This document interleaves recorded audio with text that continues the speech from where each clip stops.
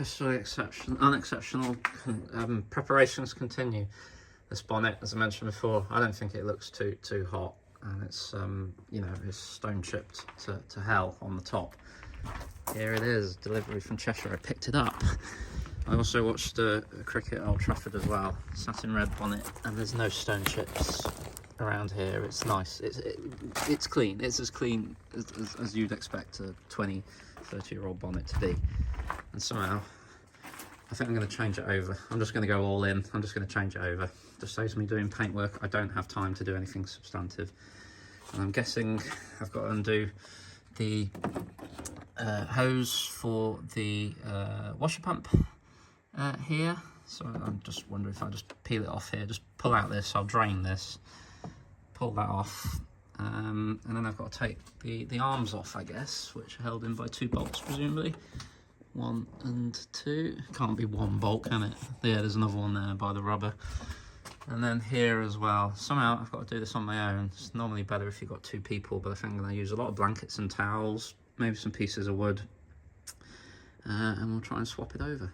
Managed to remove the motor off to pull the pipe off, so that's great. And I didn't want to take the scuttle panel off again after putting it all back together, so just loosening the bolt here just gave me enough play to just get my hands down there, grind my knuckles to a pulp, and then free it. So this is now free. So essentially the only thing theoretically is to undo these 2 bolts on both sides, so 4 bolts in total, and then lift this off. What's my thinking here? Just to avoid any damage if I really colossally fuck up. So yeah, it's just those 2 bolts, isn't it? And it should be a lift and shift.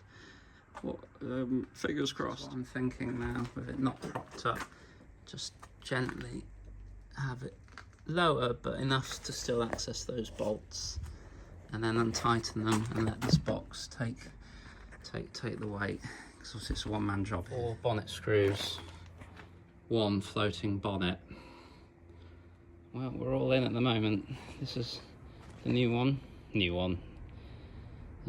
Looks a bit darker. There is obviously, you're not going to be able to keep the paint consistent, but then this one's probably, I've polished this a few times, maybe that'll come up. But you can see along the edge, there are some scuffs there. Probably needs a really good clean. Whereas this one, can you see it's been repaired as well. It's just, and there's white dots everywhere, stone chips all the way up and around. And this one looks okay. There's some, well, it looks better. I don't know, I've gone all in on this. So here we go. What have I done? Have I done the right thing? Oh God. What have I done? I've given it an arbitrary, just quick wash underneath. I don't know. What have I done? We'll soon find out. Now it's wet, it looks all right, and I'm not feeling so bad about it. Because you can see here on the lip, I believe this came off a 1999 one. So that's a 93 one, so obviously that would have had more sun exposure potentially, but who knows. But along the lip here, it's fine. And there's very few stone chips and those white blemishes, which actually really made it look poor on that one. They did, in my eyes, let the car down. So yeah, we're just gonna put this on. God knows how close it matches the wings and the rest of the paintwork on the car, but maybe after a good polish, it'll look good. It looks better now it's been washed. You can see that shine coming through. Just obviously got to mount it back to the car. What am I doing? I've managed to get 1 bolt on. So just let me go on the other side, get another bolt on over there. Yeah, it is under its own weight now. Not fully tightened, but it is under its own weight. All right, I can see, obviously, I know you need to adjust these things. It's quite tight here. It does close, but you can see too much action here. So is it a case of loosening this and then bringing it in a bit more this way? I think it probably marginally needs to be back a little as well. Very difficult to do on your own, but we'll try and do our best. Considering it's just me, a load of blankets, and now a mitre block, or a block for cutting tiles, and then just mucking about making adjustments. It's really the best I can do on my own. I've tried so hard here. So should we have a look together? Yep, there's nothing. Right, that's obviously good. That's okay. What have we done here? Panel gap. A little bit tight at the top there. I don't know what the tolerance is. And that side actually, considering that's just me on my own, I'm actually quite impressed with myself. Just a little bit, maybe a little bit tight there. The only issue I have, and thankfully this pipe wasn't cut too short, he says, is how to connect this bugger up. Don't know how to make that work. Don't know. Actually, genuinely don't know. Need to think. Needs to slip on over there. Bugger. Okay, aside from the washer hose, which I'm gonna have to figure out, I'm impressed with myself to do that all by myself. Fitted. It's as good as probably I'm gonna get it on my own. Adjustment wise, I'm sure I could play around, but I'm just pleased it opens and closes. I'm pleased. Let me close it. Oops. Let me close it again.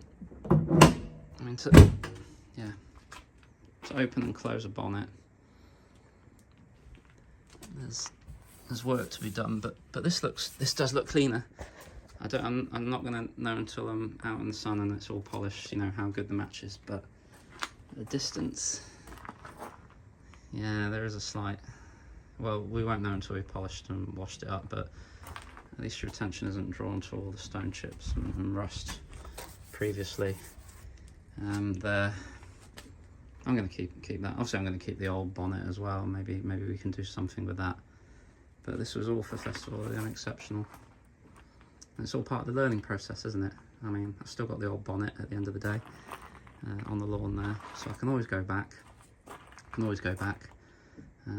But you know, bit of fun, bit of learning, isn't it? And doing it on your own, not a typical job. So I know it's to do with pipe diameter.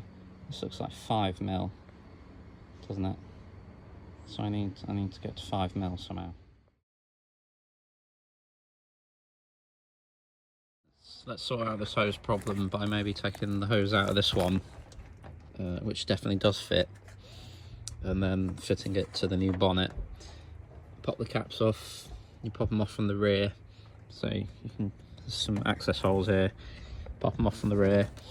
I've decoupled them, and I'm hoping this hose can just be fed out, and then I can switch it over. So I can tell you at some indeterminate point the Corsa B washer pipe hose has changed, and this is a real bastard. I'm trying to pull through my old ones on the back of the ones that are already in here. This is just awful, but hopefully it'll get done, and I'm just sort of sticking it together and then pulling through the old pipe. My god, I hope this is all worth it. Horrendous, absolutely horrendous. I just hope this works. So I've got that there. That should now fit in there.